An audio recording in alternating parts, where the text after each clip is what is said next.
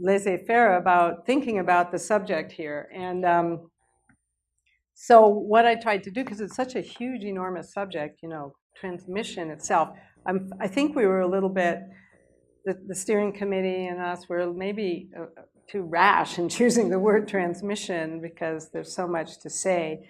A lot of people have said so many good things that I thought I'd get a lot of more good ideas by the time this panel came, but actually I just realized everyone's already said what I thought. So I was trying to make the subject in my mind workable. What is it? You know, what is this subject? And frame it so that I could think about it for this panel, so that I could talk about it and, you know, make it something that we could actually be fruitful. And in terms of laying out sort of some guidelines about thinking about it from my own mind.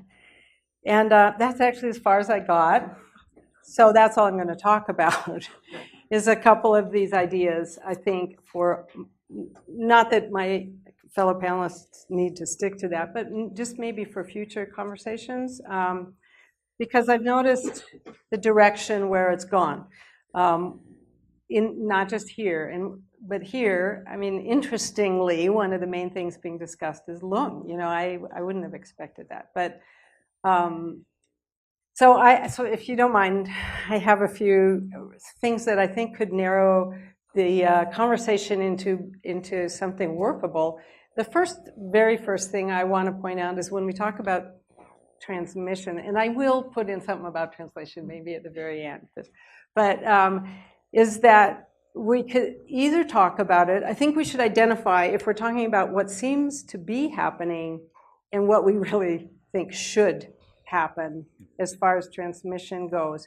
I'm afraid that those two aren't always the same. In fact, sometimes they're, you know, really far apart. I mean, if, you know, like right now I might say that the evidence of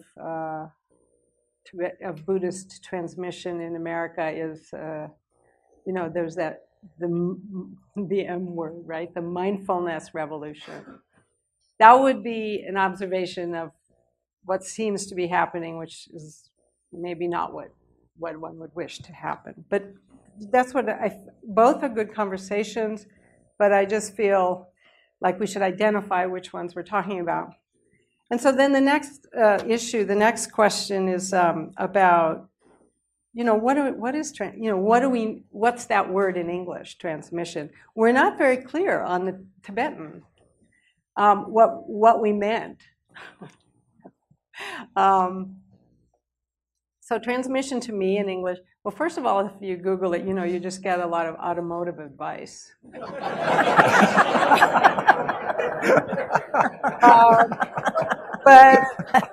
And we might be able to use that metaphor in thinking, you know, manual versus automatic, or something to do with presence of a teacher. I don't know, but and then the next kind of level of idea, you know, it definitely has an idea of from one thing to another, some indicating of some kind of movement, right? From A to B. From something has to be transmitted. It's a verb. To transmit needs an object. What is it that's being transmitted? So that's obviously the question, and it has this huge range of options. To keep it very simple, I would like to just say Buddhadharma. I feel like most people could agree, just on a simple level, but there's much more complicated levels that I think we might end up going to. In terms of the Tibetan, I think that Lung is a very, very particular sort of Vajrayana kind of, I don't know, translation or back translation that to me, and I'm sure I'm wrong, let's say, but the most commonly used in Tibetan that I've worked in is Jutpa, you know, like we have here, Jutpa. The lineage. Lineage is often thought of as something else, as this one-to-one, but that is what's transmitted through the future, and I think it's used that way in Tibetan a lot. And transmission also has a sense of preservation. You have to preserve something to transmit it, and transmitting it preserves it. And it doesn't mean it can't change. In fact, often It has to change to preserve it and to transmit it. But what is the it? I think this came up in the last conference a lot. What is the it that's translated? And again, I want to mostly keep it simple and talk about the Buddhadharma, but where I notice the subject going a lot is talking about something else. In the yesterday afternoon's panel, which was really wonderful, with Sarah, Pasas, and Elizabeth, and Yurme, and Ari, I noticed that, everyone was describing, the wonderful presence of their gurus and called it tangible, the tangible thing, which I think is maybe a misuse of that word, and it would actually be intangible, that intangible presence. If it was tangible, we could send it to the lab and really find out what it is. Maybe they are doing that, right? Taking these brains and going to see that if you pay a little attention for a while, you grow more gray matter in your frontal lobe, which I'm still waiting to see in a text as sort of like the fruition of your practice, that for the sake of all sentient beings, you'll get, the Dharmakaya, the Sambhogakaya, the Nirmanakaya, and more gray matter in your frontal lobe.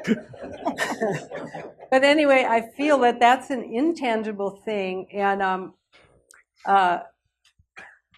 therefore, I'm not sure we even can talk about it. That it's fruitful to talk about this strange, magical, mystery, metaphysical something or other that happens. And it's compounded by a couple of uses of the word transmission. Another use, I think we might all realize that all the heavyweight Zen masters arrived in America before the really heavyweight lamas from Tibet. And so we have a lot of Zen language that we, without knowing, kind of adopt into the discussion. So transmission, a really good use, I think, of transmission in the Zen tradition has been this, passing on the status of a particular, say, abbotship or something from one to another in very specific ceremonies, like the mountain seat ceremony, or, I'm not a Zen, but and then as well, there's some kind of language of like mind-to-mind transmission. And again, it's very vague and not quite, I don't think, what we hear as translators, it would behoove us to talk about, because it's very intangible and really subjective and unprovable and unmanageable, I'm going to say.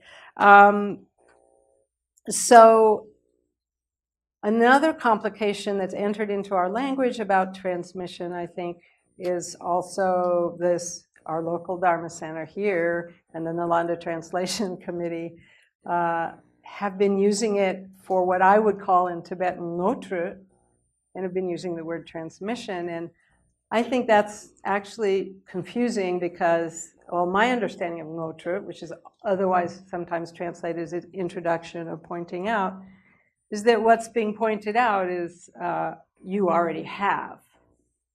So the nature of mind, or whatever you want to call it, Rikpa, is already there. So that's not a transmission. They can't, it's like, oh, hey, you have, whipped cream on your chin. Doesn't mean I put it there. Just point it out. So, but that has contributed to a discussion of almost always so far in this conference, of talking about that most intangible of things that we think somehow travels, but really does it? Really is it what we're talking about? And as beautiful as all that is, I would probably call that something else, like blessing or something, and not transmission. And I think we came up with the word transmission not as a translation. We just plucked it out of the English vocabulary without thinking too much about what does it mean in English? What is that? And we also talk about it as an abstract idea, as if we know what we're talking about. Of course, we do that a lot. with a lot of things. But, you know, we say, oh, have you received transmission or something? And everyone acts like they know what you're talking about. But if you went out in the street or something, they wouldn't.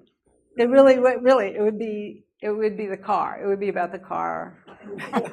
So I think we ought to, I personally think we should limit it or something to what's more useful. I think well, there's two aspects of that, still that word that I think we could talk about. One would be a sort of, you know, transmission of the Buddhadharma from Buddhist countries to formerly not Buddhist countries. And that's a kind of transmission, and that deserves, I think, a lot of conversation. And then, you know, the individuals who are involved. And it also doesn't exclude that cosmic, you know, buzz or whatever it is, but because that has to be part of it. But it's the more useful thing to talk about. I think historically, looking at things historically or almost geographically, there's a couple of elements in that Buddhadharma moving to other countries. I mean, one of them is translation. And we're on it, right? We're on it. Even though we've learned in a wonderful talk by Jan Natcher that a lot of countries didn't translate the scripture, but nevertheless, they still did have a lot of, you know, vernacular teachings. And I think for us, not translating it is not an option. We're just not going to stand for it. We're just not, you know, we're not going to, it's not going to be a huge widespread practice to sit getting loans, you know, in a foreign language for, you know, months and months at a go. Let alone, probably not even in English, but especially not in another one. So that's actually the least problematic. I feel like it's happening, and that's very encouraging. This second one is probably the Sangha, ordained Sangha, by which I mean both monastic and lay ordained Sangha, who, if it's said, if not established in a place, that place is not a Buddhist country. And that's maybe more problematic because I feel like that's where the Dharma has been held in its some kind of recognizable form. And along with that is support, you know, some kind of resources. So that's a third one. Often that was this merit-based cultures that they come from that works so well with an ordained Sangha. And that's really a problem. And of all the really intelligent, great, brilliant things that people have said so far, I think, if I may use the word aha moment, was Heidi's story of her dream of Khenpo Ngakchung, where he says, "Do you have funding?" And then gave her an acupuncture treatment. That right there, that anecdote to me says everything about Buddhism in America that you could possibly.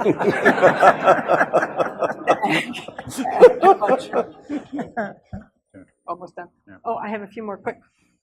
And then the last one, of course, is native teachers, the most problematic of all.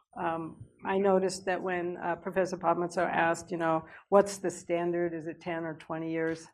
There was no answer, except the guru told me to, which I can't hear anymore. I wanted to just very briefly then mention this idea of this lineages of Gyupa, like in the Nyingma tradition, where's the Gyawe Gompe Gyut, the Rigzin, Rigzin Dai Gyut, and then the Kangzaki Gyut. Those three, you know, the Buddha's transmission of what could be called some mind to mind, or of the intentions, which we really, really don't have any business talking about. And the whispered lineage of Dakinis, or the symbolic lineage of the awareness holders. I mean, I know a lot of people think they are hearing whispers and things, but and, you know, I'm sure they are. The problem is that so are a lot of other people. And problematic to talk about. And I think what we need to talk about is the mundane, individual, human people who we want for some reason that's another discussion, but want to have the privilege and the advantage of learning about Buddhadharma. So that was like how far I got.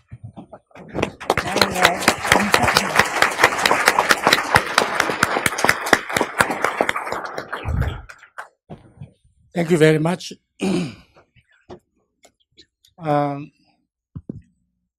I think I understand right from the beginning when I heard this word transmission and translation.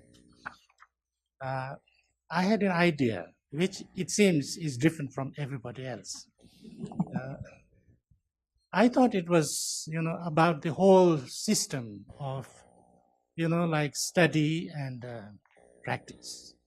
Because when we talk about transmission, like che nyen. Che nyen is a word which is used very commonly in Tibetan, which means kind of teaching and listening. But che has another, it's not just talking, teaching. The word che has I think it's a little bit special meaning, which is like, meche che, or, something that sparkles and then kind of from like, if the fire is going on and from there goes to another, that's also in che. So therefore, it's all about actually understanding and, really having the understanding, or not just teaching, I think, not just teaching, but using all kind of means to make people experience and understand the subject, whatever it is, actually. In this matter, maybe it's Buddhadharma. Sometimes, I think, in Tibetan system, when we talk about, if I am understanding the word transmission, then it would not only be like studying the text or understanding the meaning of it.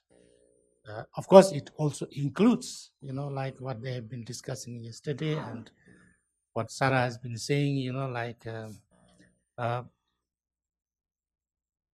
introducing to the nature of mind or the nature of the reality and things like that. Like some great master kind of has his realization, and that realization somehow gets into another person. That's also transmission. But at our kind of level, then transmission here, I think, is everything that, that's why the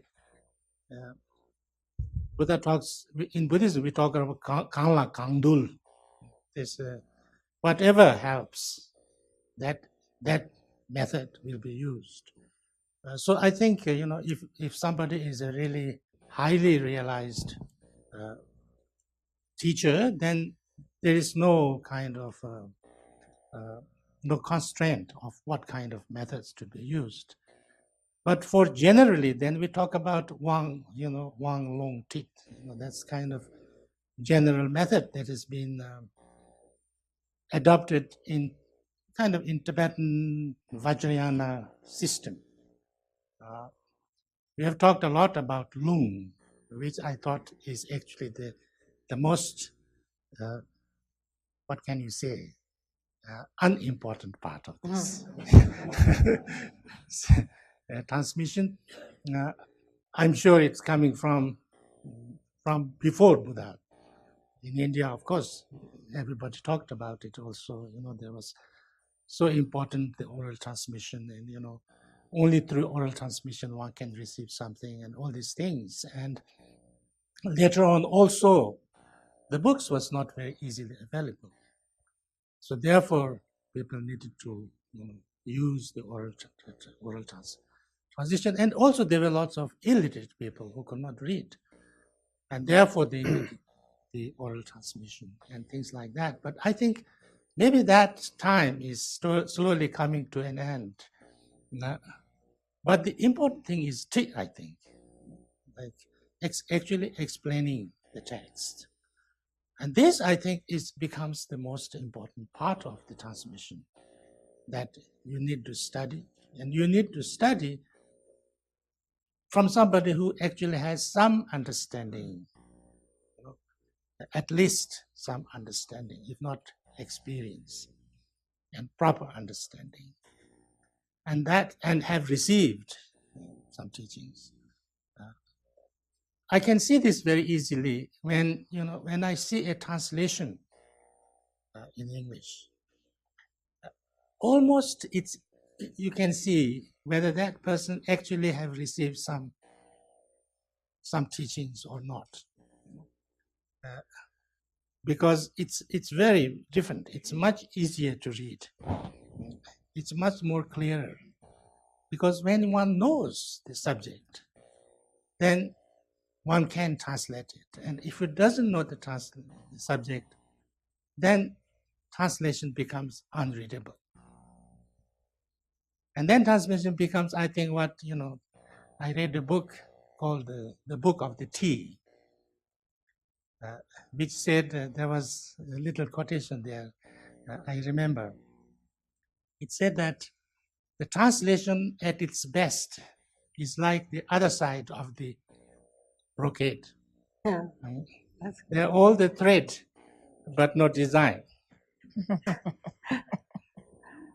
But this, I think, the most important way and the most important method how to make that translation really, a true translation is by having this transmission. Because, either you, through your whatever way, studies, receiving teachings, or in the case of, more kind of text like high level of Vajrayana and things like that, then certain experiential transmission, that if you have that, then the translation becomes, I think, authentic. And then because it's not that every translation is, there can be mistranslations. There can be mistranslations. There can be, translations which doesn't say anything. I've also read this kind of translations. You read, I've tried to teach those books. I read it, I don't understand. I read it to the people, they don't understand. Once I was going through a text, and I think I was there for 2 weeks, and we couldn't go through more than 2-3 pages. And next year we got another translation, and in 2 weeks we finished the whole text. So therefore, the translation itself is also, I think, transmission. And translators are the transmitters, those who transmit. In Tibet, it is like that. In Tibet, as you know, translators were very highly respected. We always were Lopen together. Even Lotsawa first, Lopen, Lotsawas and Panditas. And if without, we always also talk about how grateful we are to those Lotsawas all the time. And these Lotsawas, they studied, they really got the transmission, and then they put it in good Tibetan. And now this is sometimes Tibetan language. I think that different languages have different qualities. Tibetan language has a quality that can make new words very, very easily. That's why Tibetans made words for every Sanskrit word. And I think some of the words that are in Tibetan, I sometimes feel are much better than Sanskrit. take the case of like three ratna. Ratna can mean anything: gold, silver, diamond, anything. But when you say kunchok, it can't mean anything else. Take the example of sangha. Sangha can mean even a political party, any assembly, any kind of a group. But when you say gendun, it can't mean anything else. There are thousands of that kind of ways that, they kind of, because of this transmission, they digested. They not only kind of took the words in face value, they digested these words and then produced a very kind of, whether it's these words or even the whole text, in a way that is able to express what the meaning, the complete meaning of that. That's why there is also talk about, there was one, I think most of you know about this. There was one section, one phrase, one translator kind of came across in later days. It was called arakta, arakta, arakta. Arakta means like no blood, no blood, no blood. And then he was confused. What to do now? What is this? What does this mean? It doesn't make any sense. No blood, no blood, no blood. And then he went into the translations made by old translators, and then he found out that it was translated as machak, michak, chakpa me. Kind of arakta, not kind of, no attachment. And then 3 times because past, present, and future. So then it could, it made much of sense. And so, but this cannot happen unless you have the transmission and you understand the subject. So therefore, I think the translators are very important. Translators are really the ones who transmit, because in the Tibetan system, all these teachings that we have now came from translators. Marpa, Berocana, you name anybody, Actually, it's the translators who actually, most of the translators have started the lineage. And all the lineages, most of them were started by the translators. So therefore, and also, as people already mentioned, the books, the texts are regarded very important in Buddhism. I don't know, maybe it was a prediction, maybe it was, I don't know how it happened, but Buddha himself said in many kind of sutras you can find that, in future, I will appear as texts. So if you kind of revere the text in future, it will be same like meeting me. So therefore, in Tibetan kind of culture, we have this system of not, showing disrespect to the books. The Tibetans are so much upset by Westerners. When they walk across books, they have they are kind of, what can you say? Their body feels like creepy, because how can you do that? And there's also saying the katu tukumaya, you cannot put a Buddha image on a book, because book is more important, more revered than the image of a Buddha. That's why it's often said, that of all the miracles of the Buddha, the most important one is his speech miracle, his teachings. And the teachings are carried by the texts. And so therefore, and also it is the text itself are regarded as a lama. We have this system of, what they call it, Deshikai Lama. They call it Deshikai Lama, the Lama of the how do you translate the words of the Tathagatas.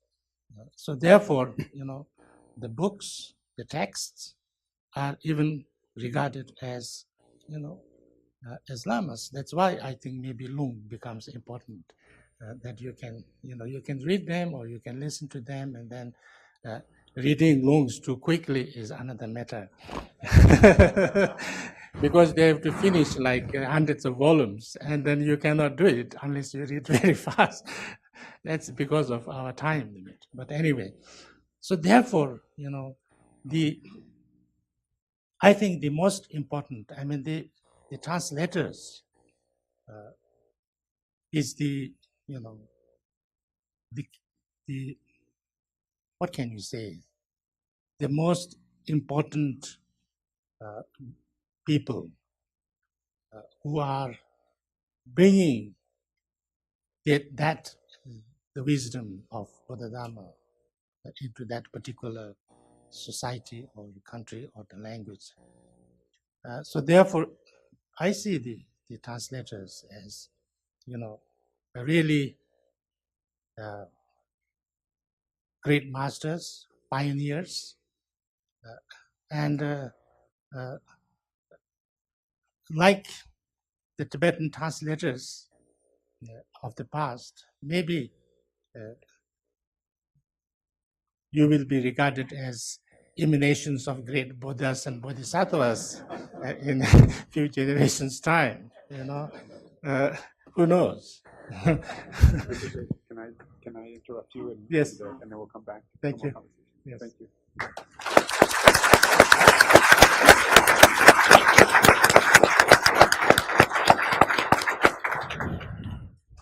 Yeah. Good morning, everyone. I'm more honored than I can actually say to be on this panel, but more than that, to be here at all. Because I think that I have learned more listening to so many of you, both in the plenary sessions and in the discussion groups and craft sessions, learned more about what we all do in 2.5 days than I have in the last 35 years. So hopefully it will make me better at what I do. Almost everything that I had planned on saying has been already said, and said far better than I was planning on or am capable of saying it. But I do have a few little things. Where I come from is having begun as an oral interpreter and now being primarily engaged in the written translation of liturgy, Vajrayana liturgy, and meditation manuals of the type that, at least in my neck of the woods, we tend to call simti, or guidance on the mind. And both of these types of written translation present problems and or challenges, as does everything else, and but different ones. First of all, to backtrack a bit, I think the simplest definition of transmission is communication. I think that, what the transmission of a car does is it communicates from one part of the car to the other. Every time we communicate, we seek to transmit something. And I would also very much like to restate what Rinpoche just said, that translation is transmission. It is not the only form of transmission, but it is one form of transmission in and of itself. So when we mistranslate, and I've done lots of that, we transmit something incorrect. When we translate usefully, we transmit something worthwhile. Now, I've never read Wittgenstein, and the fact that everyone else here has read Wittgenstein leaves me even more intimidated than I was to begin with. But people have been talking about Wittgenstein's notion of the meaning coming from use. And that's helped me understand a little bit more about what I've been trying to do for the last, I don't know how many years. Because I think correct transmission through translation is when your translation is useful, when it fulfills its function, when it helps the people. The area in which I work is what I like to call the gray area. I suppose were I erudite, I might say liminal space, but I'm not erudite, so I'll say gray area. And it's a gray area between the conveying information and often what the aspect of what we've decided we don't want to call transmission, but pointing out or introduction to the mind.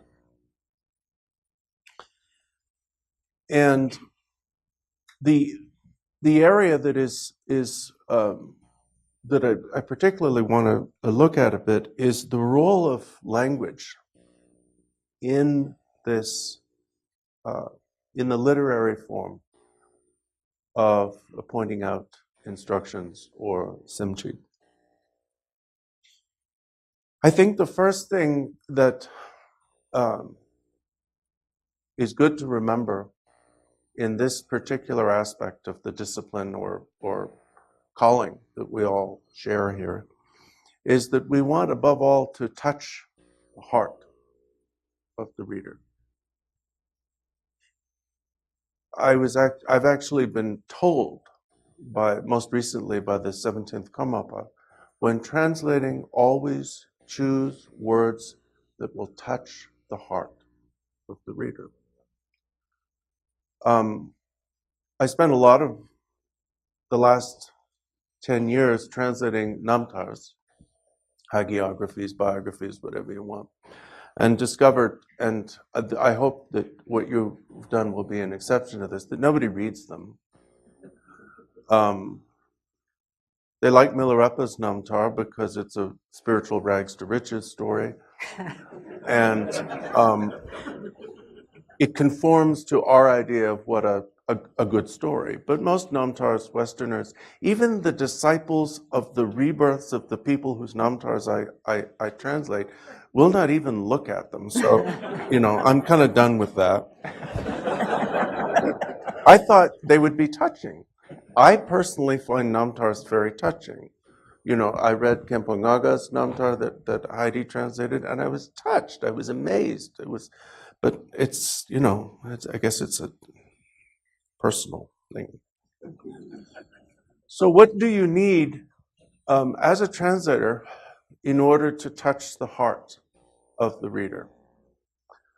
Well, I think that obviously, and this has been really well covered by people who are so much smarter than I am that I'm ashamed to be on the stage where they sat. But anyway, obviously you need competence in both languages, and you need competence in the discipline.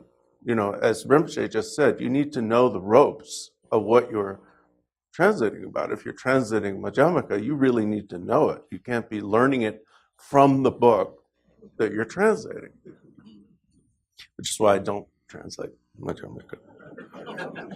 But beyond that, what do we need in order to touch the heart of the reader? Which I think is where the transmission, I would call it the spear point or the arrowhead of the transmission aspect.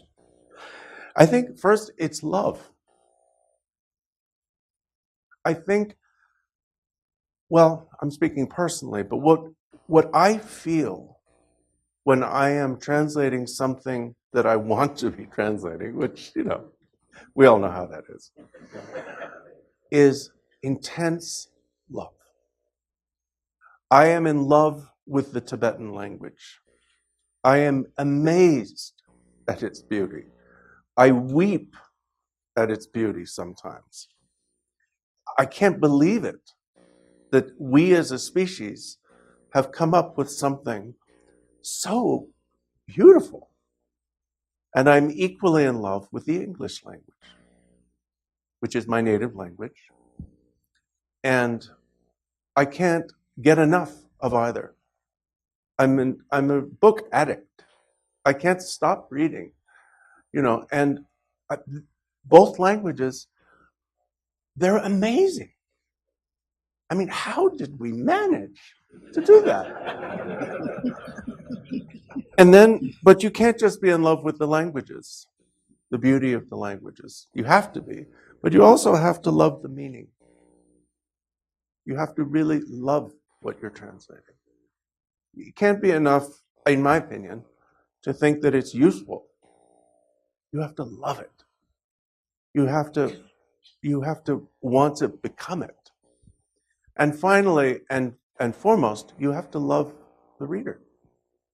You don't know the reader. You don't know how the reader is going to react. You don't know if anyone's even going to read the book. And you can't care about that. You can't care about that. You have to care so much for helping the reader that it twists your mind in a good way. It twists your mind into a state of affection, overwhelming affection. And that, I think, is what helps us choose words that will touch the reader's heart.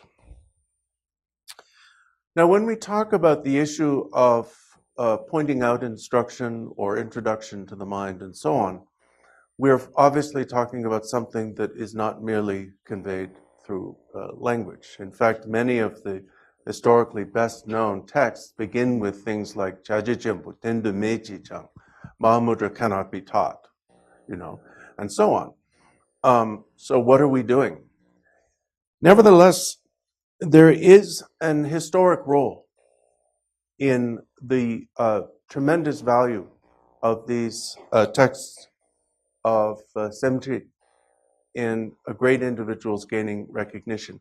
And I use one modern example, and this is a teacher that I'm sure certain of you met. I never met him, but the great abbot of Seta in Golo, Khenpo Jigme Punso. Several of his disciples, for whom I've interpreted, have told me that Khenpo Jigme Punso credited his realization and his encountering the wisdom body of Ju Mipam. He said that these came from his having gone into retreat and read again and again and again a famous, very short Semtri by Ju Mipam that surely many of you know, that's usually called Togden Genpo, which is part of its title, or old realized ones or old yogins or something like that. And it's apparently he went into retreat and read this, whether aloud or not, I don't know, I wasn't there, again and again and again. And that way he became blessed by Mipam and realized, as history has proven.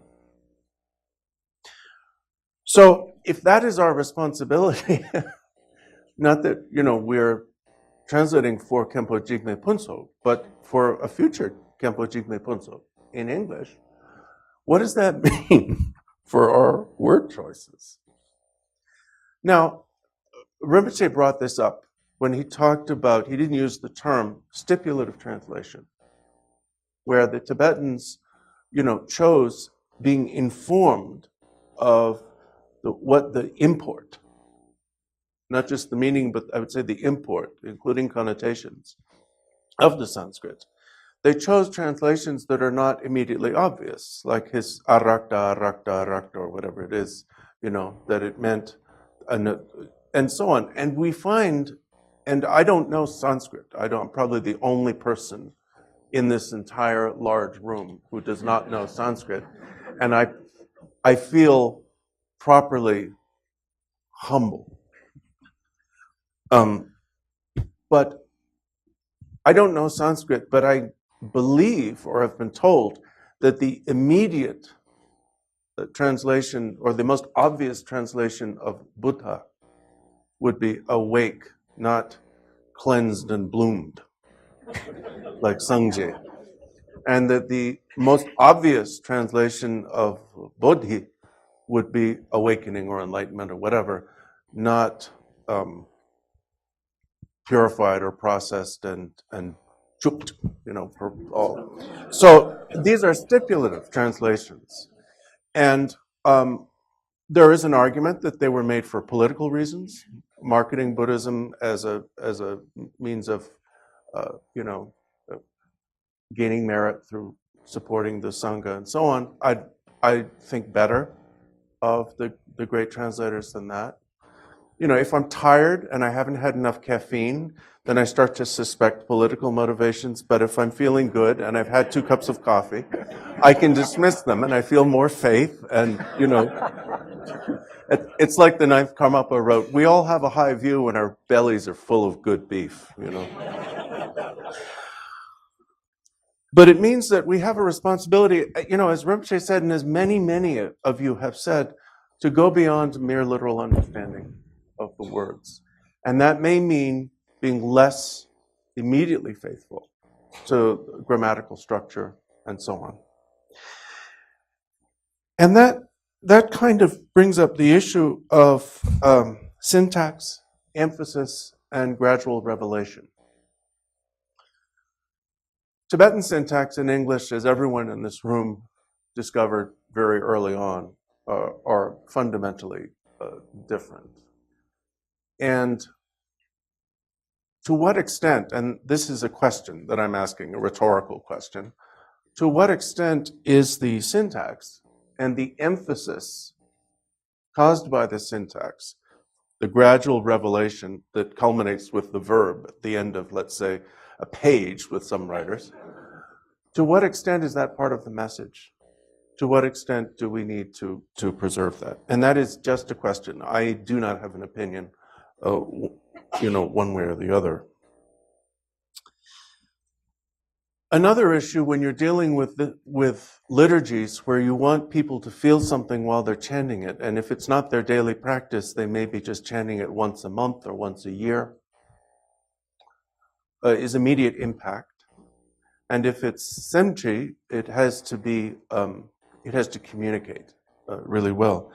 Is the question of, should we insist on a more literal, less common translation, or should we use an established translation that we don't like because people have already learned what it means? Now, I'll use the example of this, the 2 most common translations for Lenchik Chepa.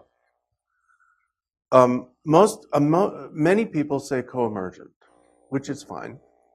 When I was in college, I discovered, and I think it was in Shelley, but it might have been in Keats, the word connate, which I noticed has found use among old friends.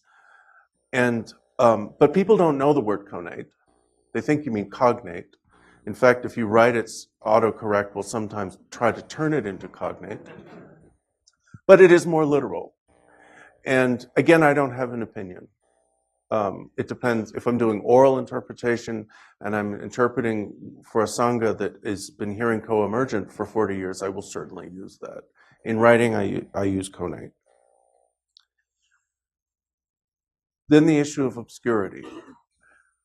I don't think that we should try to duplicate obscurity, but nor should we turn translations into commentaries. But I think that there's an issue that sometimes gets conflated with obscurity, which I think is entirely different, and that is multiple meanings. In Tibetan, as in English, many words, most nouns, have multiple meanings, as in the case that Rinpoche gave of, was it raga or rakta, which can mean blood, but can mean anything red, can mean passion, can mean, And what my opinion, I'm very opinionated, is that if we can, we should try as much as possible, and it's almost impossible, because the multiple meanings of an English word are by no means going to correspond to the multiple needs of a Tibetan, but try to preserve in some way, through construction, through word choice, through word combination if necessary, the multiple meanings of the Tibetan. Are you done? Oh boy. Do I have one more thing? Okay, I'll pick one thing. Onomatopoeia. Tibetan is filled with onomatopoeia. I love, everyone knows what that is because you're all smarter than I am. Si li and chi li and I even met Tibetans who use that when in common conversation. They'll just start trying to describe a situation and they'll say, it was all bararan and and I think we need to, and in liturgies, try to find ways to incorporate that because it's very evocative. Okay, I'm done.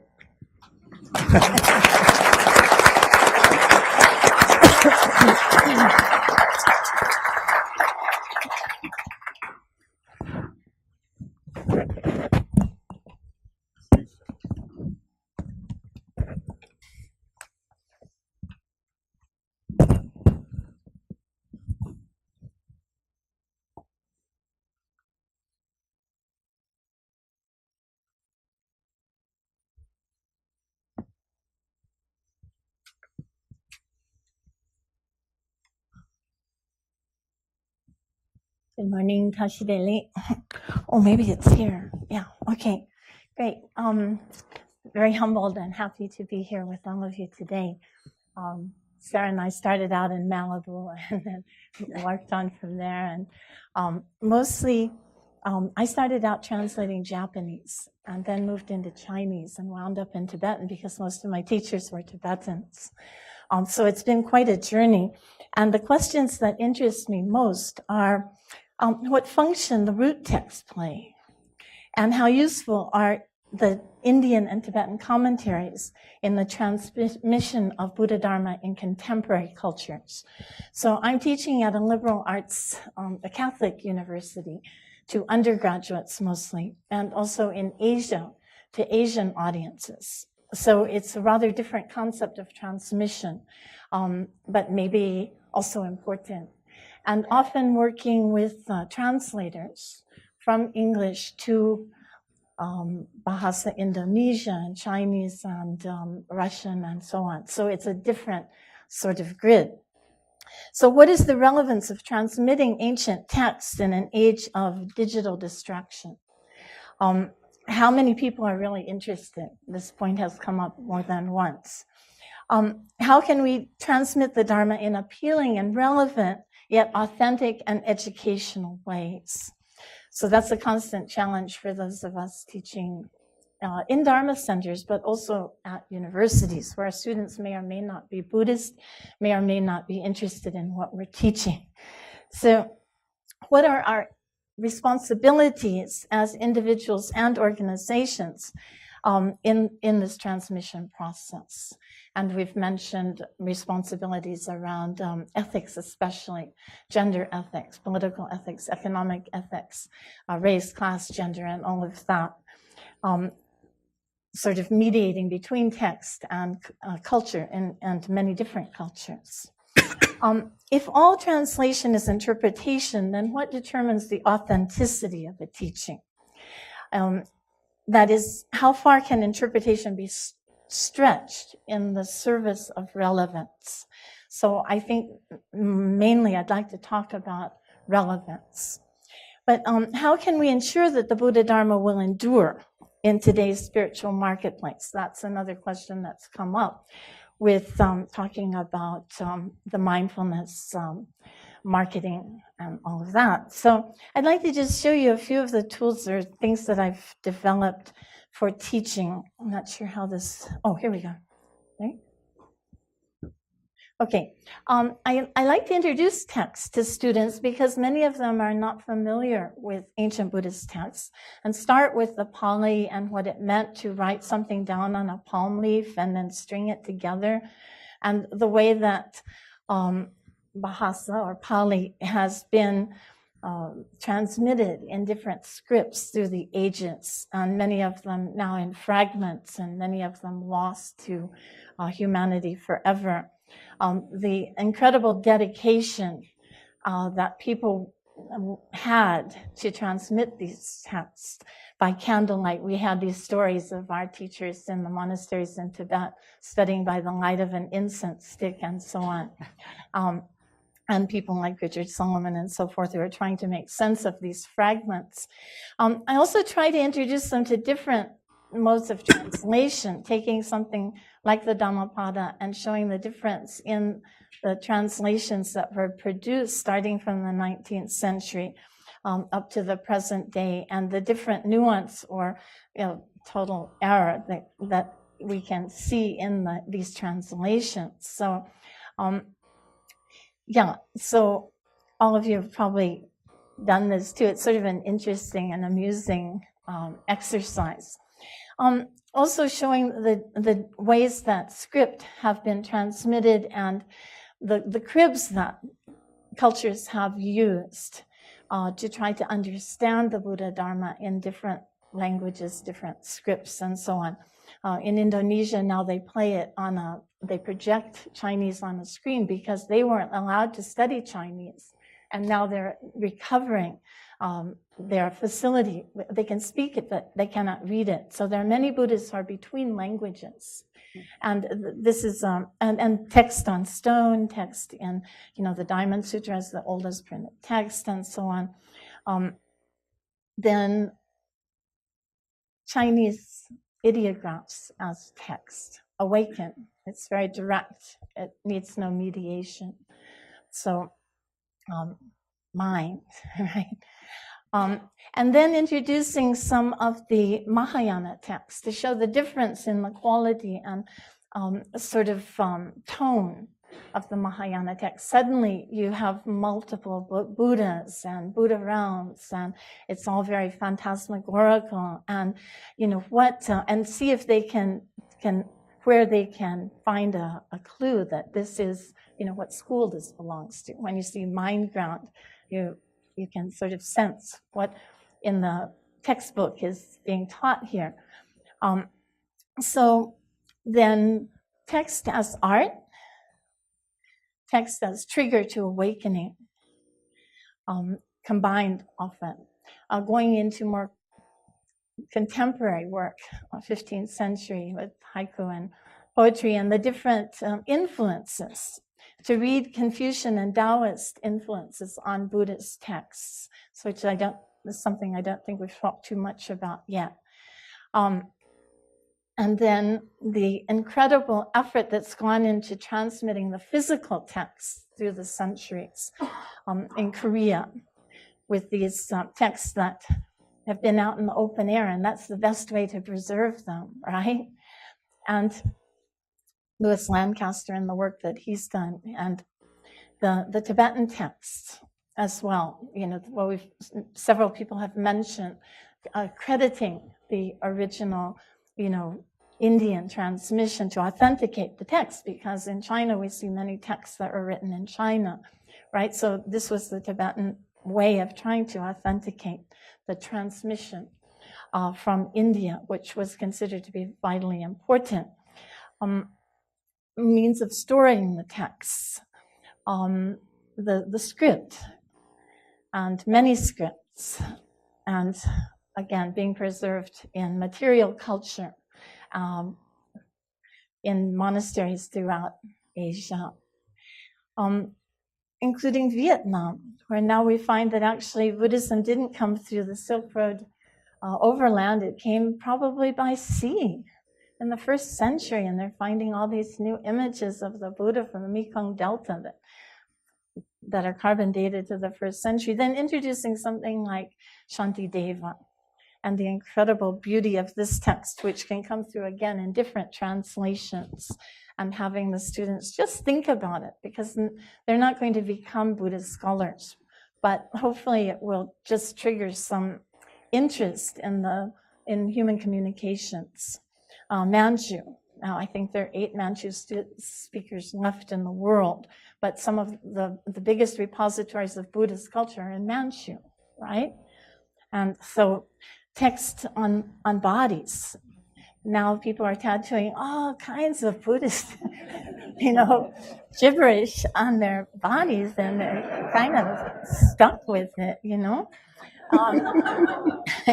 So text in imagery, telling the stories in the temples have always been repositories of these incredible images, which have mostly been male, but now I'm finding some amazing images of Mahapajapati in Vietnam, of all places.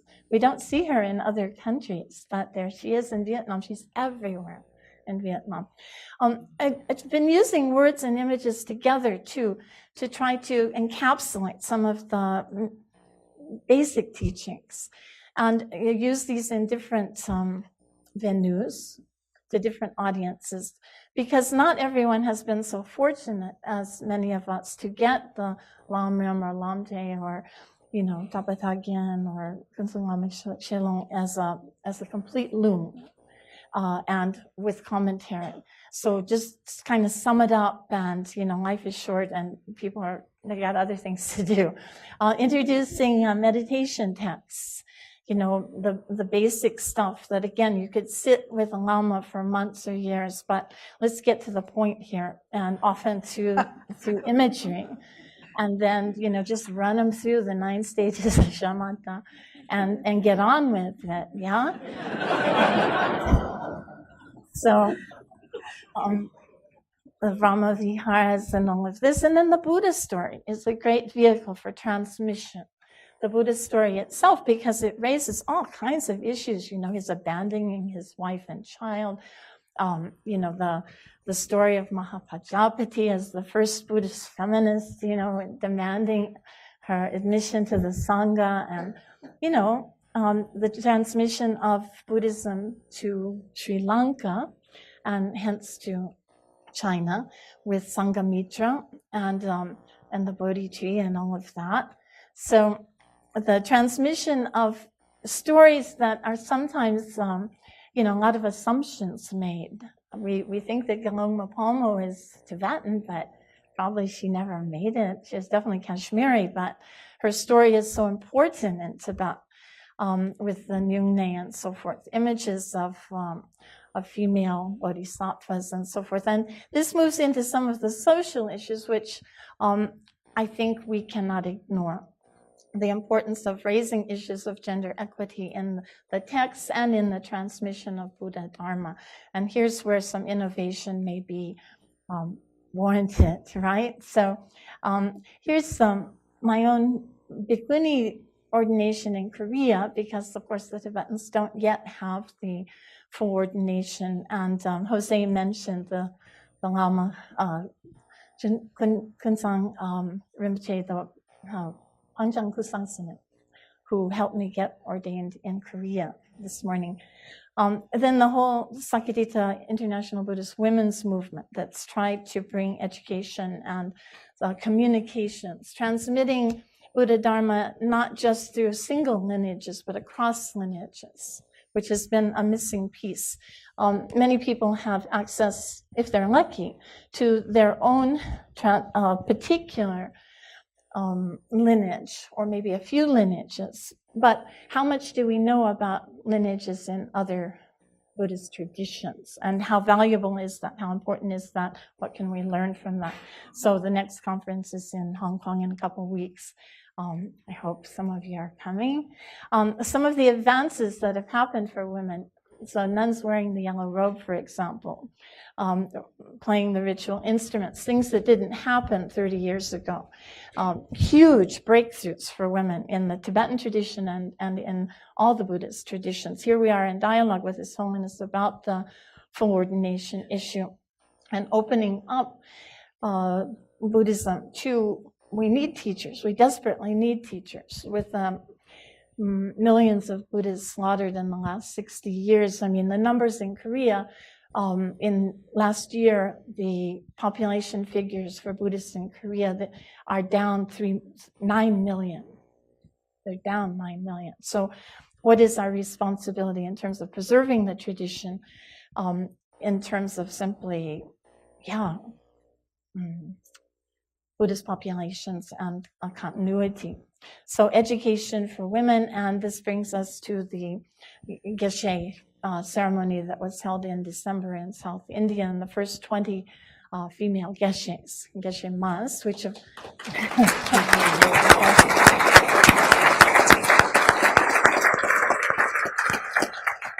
we desperately need teachers and people who can help to transmit this tradition into the future. Women can help. Let us help, And so, yeah. So there they are, and they're happy campers, and they're ready to go out in the world and share the Dharma. So isn't that a good thing? Don't we need the 300 or 600 million of them? Yeah, why not? Why keep them down? Why ignore them, I mean, in our conversations. And this is the future generation. So not only that, but Buddhism has also something to say about some of the topical issues of our time. Gender issues in terms of, gender equity and sexual right orientation and so forth. So the first lesbian wedding that was publicized was in Taiwan.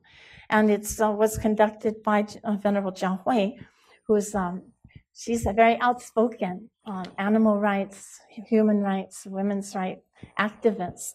And she held this wedding in 2005, and now same-sex marriage has been legalized in Taiwan a couple days ago. So that's a breakthrough, and it's the first country in Asia to legalize same-sex marriage. So speaking to issues of animal rights and racism and so forth, I think Buddhists have a lot to offer on these conversations, and we often get called out to speak about them on panels, especially multi-religious panels, but we don't have enough people who speak English, right, to participate in these important conversations. And then the political, I think this is my last slide. So, this morning's news brought, Buddhist homes torched in the Chittagong Hill tracts. So the children in our schools are now hiding in the forest. I mean, this is this morning's news. Does anybody know about it? Does anybody care? There are lots of problems in Buddhist communities that need attention, but is anybody listening? So, so that's my unusual probably take on transmission, but just to stir the soup a bit and make everyone uncomfortable, I hope. Thank you very much.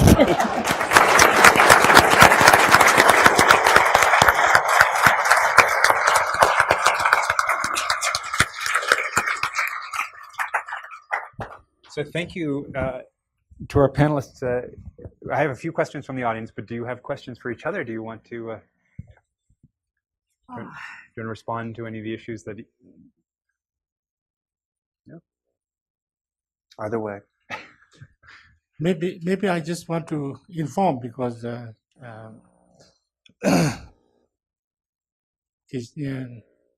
about the Gelong Ma thing, ordination of the Gelong Ma, which is actually this year. The Karmapa started the ordination of Gelong Mas, the first step in the kind of, it will be in the Kagyu order, maybe you can call it, I don't know, in Tibetan order, with 19 Tibetan and Himalayan nuns who took up the first step of Getsulma from the nuns from Taiwan this year, and then in year after year, then it will grow, and I think in 3 or 4 years they'll become Gelong Mas. The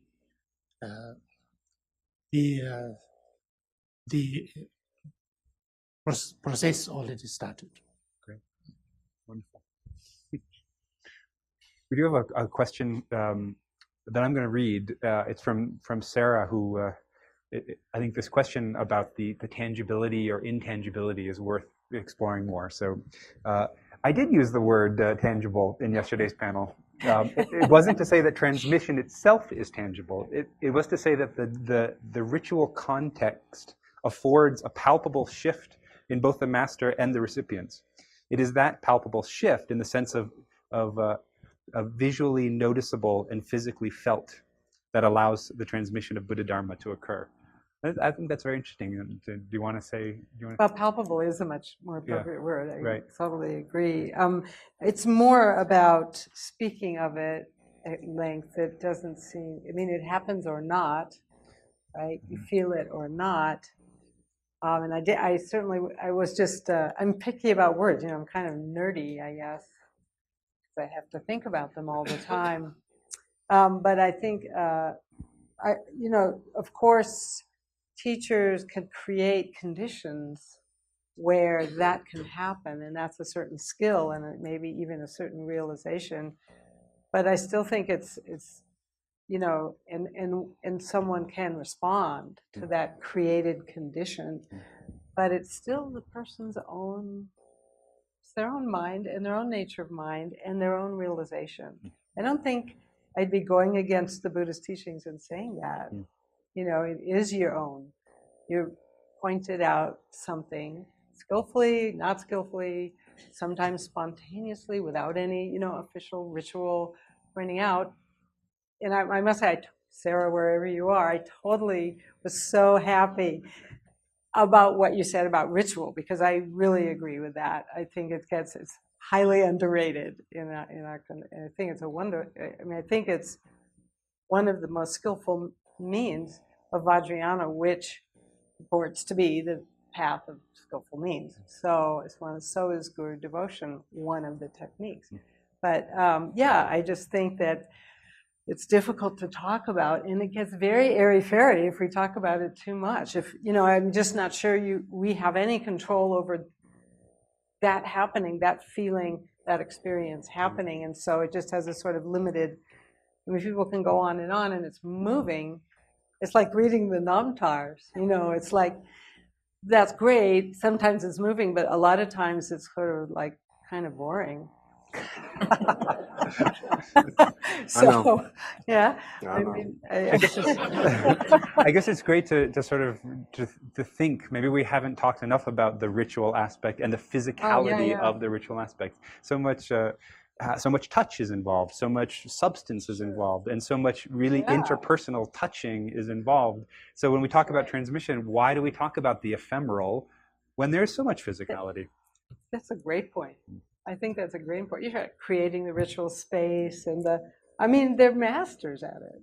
This whole empowerment thing, which we haven't talked about that much as Lung as part of the transmission. Again, though, whether it's going to stay in that same form is, here's where the difference is, I think, between talking about what we would like to happen and what is actually likely to happen. And I just kind of don't think. Some people I know have created new ways of giving empowerment to the outrage of other people, but I worry that that's not a sustainable.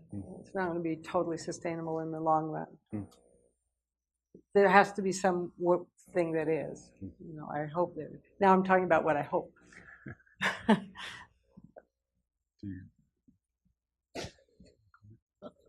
I think about the empowerment.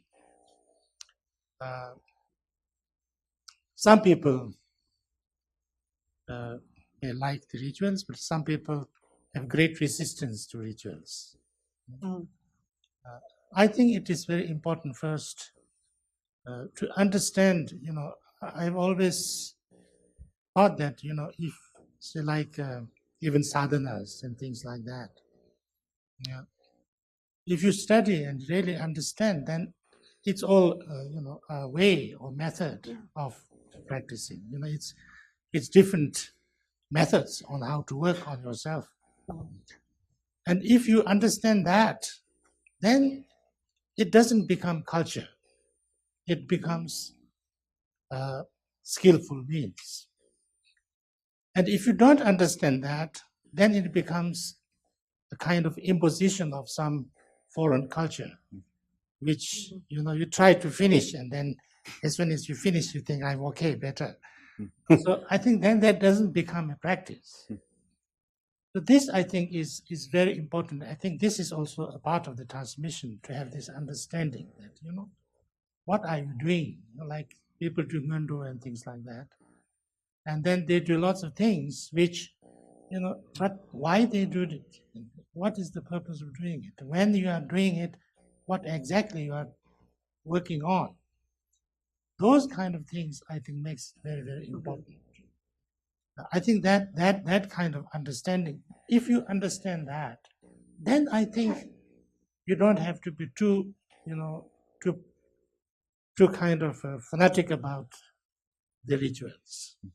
You can do it more elaborate, less elaborate, you know, in a different ways, because in all Tibetan rituals, I think it's very important to know there is always elaborate one, unelaborate one, very unelaborate one, and completely unelaborate.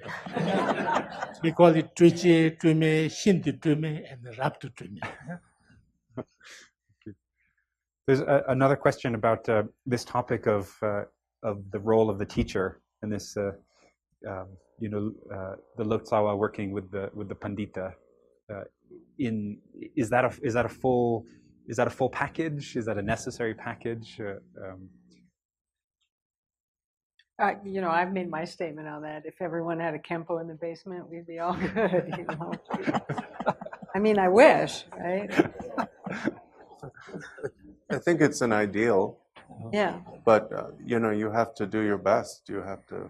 I mean, you know, as Sarah's been talking about, there's what we wish for, and there's what we get. And we wish to have a household pundit. You know. Yeah. We have coffee together in the morning, and when I start translating, he or she is there, and we do it together, and they're looking over my shoulder. And I've, you know, for brief periods of my life, I've actually had that, but they're extremely brief. And usually it's just a matter of finding someone who is an expert in the exact subject. Can't be just any lama. Has to be an expert in that exact subject. And then, you know, you bother them, and you know, you grab them, you tackle them, you do whatever you have to do Taste them to like get a them musk deer. yeah, and interested in the project, and then, you know, you listen to what they have to say. Can I say something I did get to say? Yeah, of course. I just wanted to mention, you know, as a translator, I didn't get the translation part in. What I think I hope for translation when I do it is for teachers. I mean, no one's going to read, you know, regular folks aren't going to read these.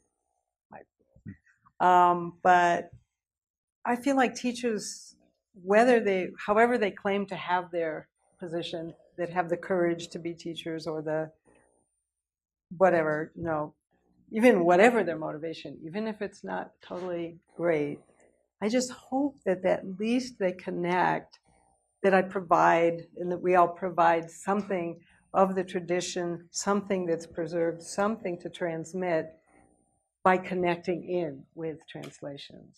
So that's who it's for, is teachers. I feel like that the very least they should, you know, feel obliged before they launch out to be teachers to connect with something that's maybe, hopefully, you know, not too far from the intended meaning, right?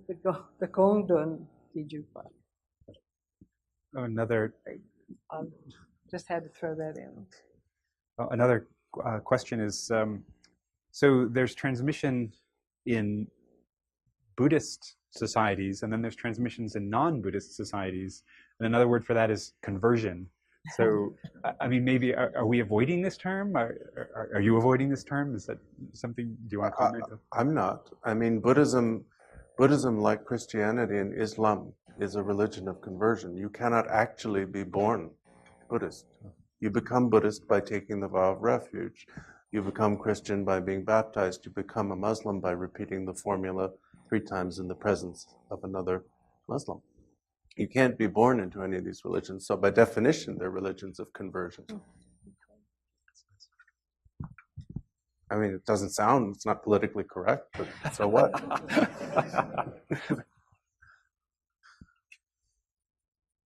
Dulwa. I mean, I often am tempted to translate dulwa as conversion, because I think often that's what it means. But like you said, it's sort of, should we not? That's totally wrong.